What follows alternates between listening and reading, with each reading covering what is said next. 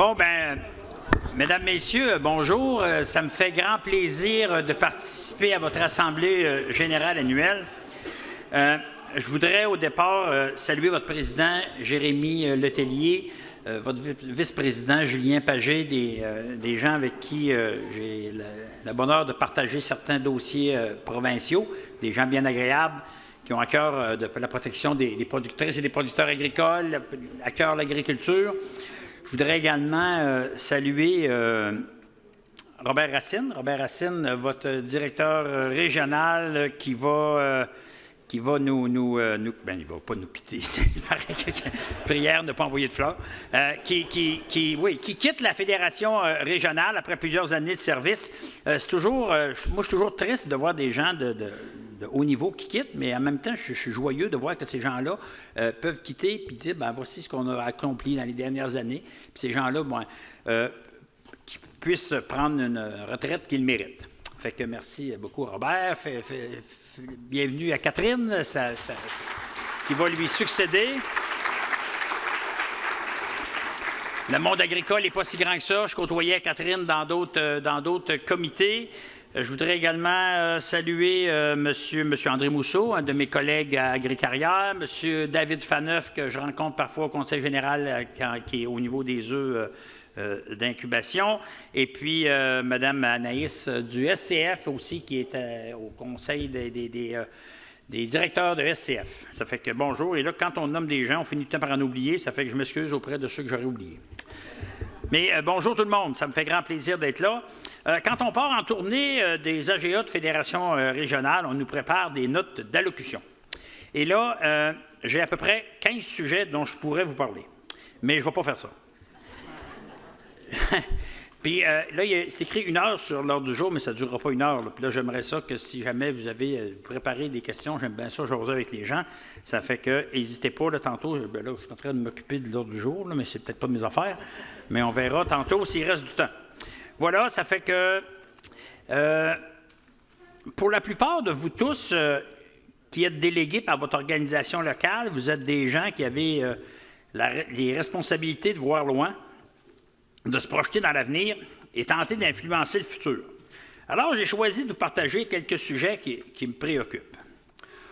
Au début, je débute par une question. Qu'est-ce qu'on peut faire pour influencer le futur?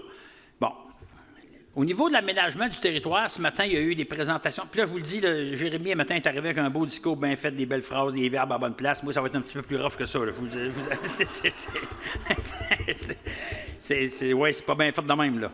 Ça fait que... Comment est-ce que... Puis là, les questions que je vous pose, c'est justement comment est-ce qu'on peut influencer l'avenir? Parce que vous êtes tous des décideurs à différents niveaux, puis il y a des choses qui sont préoccupantes. Comment est-ce qu'on peut faire en sorte de les influencer? Ça fait qu'au niveau de l'aménagement du territoire, Mme Julie Robert est venue faire une présentation, toutes les consultations qui sont faites par le gouvernement. On part du principe que les Québécois, en général, sont très peu respectueux et très peu préoccupés par leur territoire agricole.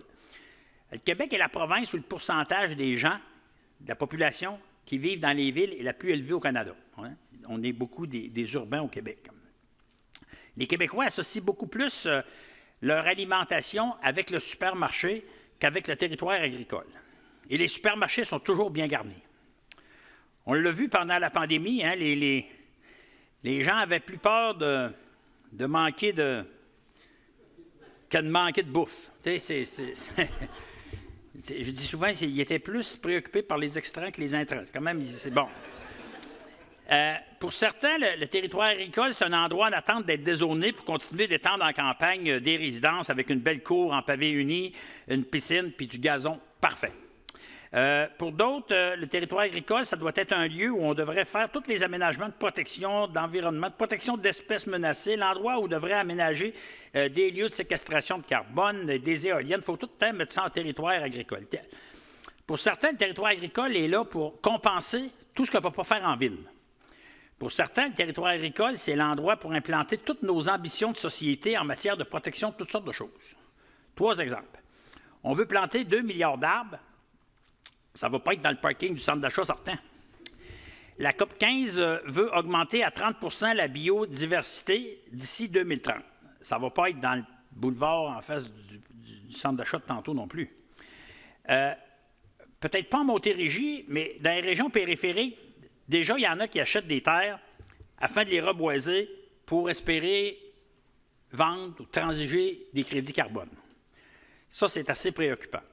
Et là, il y a aussi les organismes de conservation qui souhaitent acheter des morceaux de terre, des bouts de terre, des sections pour mettre une cloche de verre dessus, où est-ce qu'ils pourront pas être utilisés à l'agriculture. Dans la dernière année, 52 % des transactions de terre se sont effectuées en faveur de propriétaires qui ne sont pas des producteurs agricoles. C'est assez préoccupant. Puis du côté du ministère de l'Environnement, bien, toutes les fois qu'on soustrait des superficies agricoles du territoire agricole, c'est une petite victoire. En 2024, on va célébrer, non, on ne va rien célébrer pantoute, là, on va arriver au 20e anniversaire du REA, hein, le règlement sur les exploitations agricoles, qui a encore des activités agricoles. Peu importe ce qu'on a pu faire dans les 20 dernières années, peu importe le changement de nos pratiques, nos façons de faire, qui n'ont plus rien à voir avec ce qu'on faisait il y a 20 ans, on a réussi à avoir 2 petites minuscules ouvertures là, dans les dernières années au niveau du REA. Et là, on est à le reviser. Et puis, il va falloir être inventif parce que ça ressemble plus à des restrictions d'autres choses. On ne réussit pas à convaincre ces gens-là qu'on peut faire de l'agriculture respectueuse de l'environnement. Et peu importe les ministres qui sont passés là depuis des années, la machine du ministère de l'Environnement a une vision, a de compte à rendre à personne. Et pour eux, l'agriculture, bien, ça devrait disparaître. Voilà la réponse. Je repose la question. Hein? Qu'est-ce qu'on peut faire pour influencer le futur alors que tout le monde grignote notre territoire et notre garde-manger? Bon. Je vous invite à y répondre quand vous aurez le temps. Un autre sujet que je veux partager avec vous autres. Dans tout ce que l'on consomme, tant au niveau de l'alimentation que des biens de consommation, différents biens de consommation, ça vient bien souvent dans l'autre bout du monde. Ça a été produit ou fabriqué par du monde qu'on paye peu ou pas. Et la mondialisation fait en sorte que ces produits-là arrivent sur nos marchés à des prix inférieurs à ce que ça peut nous coûter de les produire ici. Et là, à chaque printemps, on a l'exemple des fraises de la Californie qui arrivent en même temps que les fraises du Québec. Là, puis à chaque année, on répète la même histoire. Regardez encore les fraises. Puis hier soir, à la télé, ils parlaient de l'ail, ceux-là qui produisent de l'ail au Québec par rapport à l'ail qui est importé d'ailleurs à une fraction du prix. Ça fait aussi que, ailleurs, souvent, l'agriculture, c'est faite par des gens pauvres. Ici, nos structures de mise en marché, nos plans conjoints, nos coopératives qui ont été mises en place dans les 100 dernières années ont permis aux producteurs agricoles de vivre de leur travail et d'avoir un niveau de vie sensiblement semblable au reste de la société. Puis là, il y a une tendance qui est en train de s'installer, là, c'est assez insidieux. À l'époque, on avait la famille agricole, le père, la mère, les enfants, les grands-parents, tout le monde travaillait, c'était sur l'entreprise. Et là, on voit qu'il s'installe de plus en plus l'agriculture à temps partiel. Puis l'agriculture à temps partiel, ça devrait être un choix, pas une obligation. Il y a quelques années, le Québec était en tête de liste au niveau canadien pour les producteurs agricoles qui étaient à temps plein sur leur entreprise et qui vivaient de leur entreprise. Et maintenant, il y a de plus en plus de gens qui pratiquent l'agriculture à temps partiel.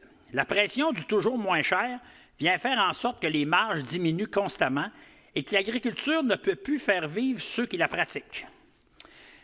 Pensez à n'importe quelle autre profession dans la vie, dans la société, où les gens devraient pratiquer leur métier et aller gagner leur vie ailleurs. Et là, on le voit, hein, même des projets de démarrage, des projets de transfert. Ouais, c'est serré. En tout cas, si tu avais une job à l'extérieur, ça fera bien. Ça va marcher en autant que tu gardes ta job à l'extérieur. En autant que ton conjoint, ta conjointe travaille à l'extérieur. Tu sais, ça n'arrive plus. Là. Bon, et ça, c'est pas normal. Puis là, voici ma question, parce que j'ai une autre question qui vient avec ça. Est-ce qu'on veut pour l'avenir d'une agriculture qu'on va faire les soirs puis la fin de semaine, ou est-ce qu'on devra aller gagner notre vie ailleurs? Un autre sujet, la concentration des acteurs qui nous entourent. Tant en amont qu'en aval, nos fournisseurs se regroupent de plus en plus, nos transformateurs se regroupent de plus en plus, nos distributeurs se regroupent de plus en plus, on ne magasine plus grand-chose. La machinerie, des pièces de machinerie, du carburant, des assurances, on vous avise le prix que vous devrez payer fin d'histoire. Matériaux de construction, c'est la même chose. Et ça, là, c'est pas dans 20 ans qu'on va voir le résultat de cette concentration-là. On l'a déjà vu dans la dernière année, quand un grand transformateur avise que ça va bien mal dans le marché, puis qu'on demande aux familles agricoles, levez donc la main ceux qui souhaiteraient abandonner la production.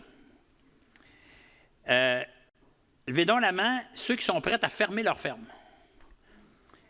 C'est-tu normal et c'est-tu ce qu'on veut pour l'avenir?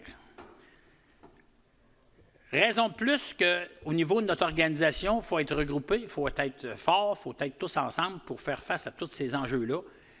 Il y a des choses qui n'ont pas d'allure. Bon, un autre sujet.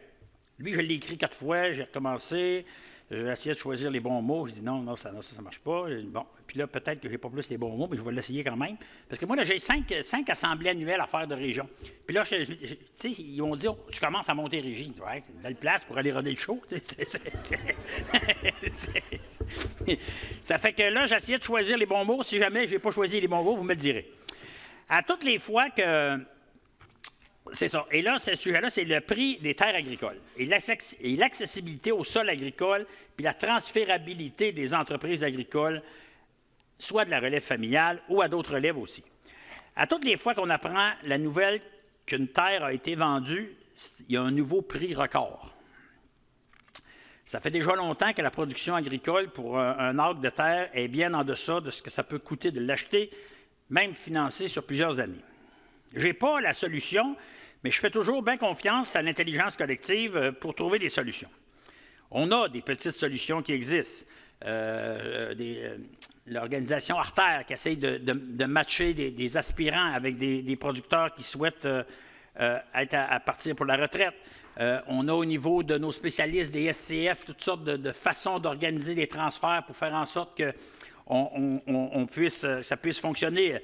La fiducie UPA Fonds d'Action, qui a une couple des petits succès de débuter, mais ça va en prendre plus que ça. Il faut faire en sorte que les gens qui quittent l'agriculture aient la retraite qu'ils méritent. Mais comment on pourrait faire pour laisser le plus possible les actifs agricoles dans l'agriculture? C'est pas normal que les producteurs agricoles arrivent péniblement à rentabiliser leur entreprise quand ils sont en production et qu'ils deviennent à l'aise financièrement seulement quand ils quittent la production. C'est extrêmement difficile dans la vie d'une entreprise de racheter les mêmes actifs à tous les 25 ou 30 ans. Aujourd'hui, je n'ai pas les réponses. Mais chacun chez vous, pendant vos activités quotidiennes, je vous invite à réfléchir à tout ça parce que des solutions, il faudra en trouver parce que si on ne fait rien, bien, dans 20 ans, le paysage agricole, il va ressembler à quoi? Il va être la propriété de qui? Quand il va y avoir seulement 25 ou 20 ou 10 ou 15 personnes qui vont être capables d'acheter nos entreprises. Fait que je pense que je vous invite à réfléchir à ça, et parce qu'à la gang, on finit toujours par trouver des solutions. En 2024, on va célébrer le 100e anniversaire de notre organisation. Ça fait 100 ans que l'UPA, l'UCC à l'époque, pour les jeunes, vous n'étiez pas nés, mais c'était l'Union catholique des cultivateurs. Ça s'appelait de même. Depuis 100 ans, on en a rencontré des tempêtes. Cette année est particulièrement difficile. Ce n'est pas la première fois que ça arrive. Si nos prédécesseurs ont mis en place des programmes d'assurance récolte, ce n'était pas pour le fun. C'était parce qu'il y avait déjà eu ce genre d'années-là de misère climatique où est-ce que ça allait tout à la mal. N'en demeure pas moins que ces programmes-là doivent être ajustés, doivent être mis au goût du jour. C'est ce qu'on travaille avec tout le monde. Ce n'est pas la première fois qu'on voit des flambées de taux d'intérêt. On a déjà vu ça. Il ne faut pas hésiter de se tourner vers nos partenaires. Nos partenaires, ceux qui viennent nous prêter de l'argent, là, ils nous disent qu'ils sont des partenaires. Bien, ils font partie aussi de la solution pour faire en sorte que les entreprises passent à travers.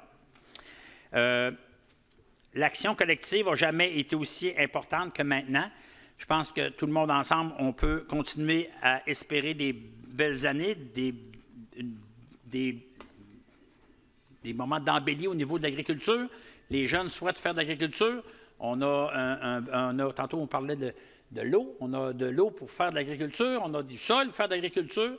Le climat, parfois, il nous fait des petites siennes, mais c'est quand même important de voir qu'on peut participer à l'activité économique du Québec. C'est sûr qu'on ne fait pas des agri-batteries, là, on fait de l'agriculture. Mais ça reste que, bien, c'est à force de répéter, c'est à force de tout le temps continuer d'influencer les gens qui nous entourent, d'aller voir nos députés, d'aller voir notre gouvernement, et puis leur expliquer combien c'est important dans le paysage du Québec, comment l'agriculture est importante dans le paysage du Québec, comment est-ce qu'on crée d'emplois, comment est-ce qu'on crée de richesse. Il faut toujours le répéter, parce que là, ça a tendance à s'oublier. Je vous remercie pour le temps que vous m'avez accordé. C'est ce que j'avais à vous raconter aujourd'hui.